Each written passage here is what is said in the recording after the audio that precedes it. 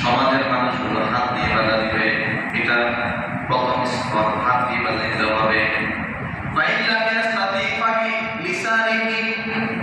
যদি হাত দিয়ে বাধা দেওয়ার ক্ষমতা তোমার না থাকে, জবান দ্বারা বলতে হবে যে বাবা তুমি যে কাজটা করছো এটা সমাজ গর্বিত কাজ, ইসলাম গর্বিত কাজ, শরীয়ত গর্বিত কাজ।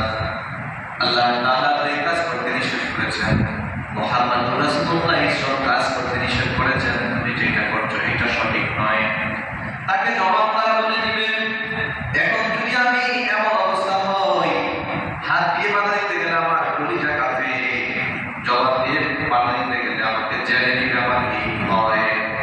অন্তত জবাব দ্বারা বাধা দিলে যদি এইটা যদি আমি সম্ভাবনা হয় যে আমি আদালতে চলে যাবো, আমাকে জেল কাটতে হবে, তো কি করতে হবে?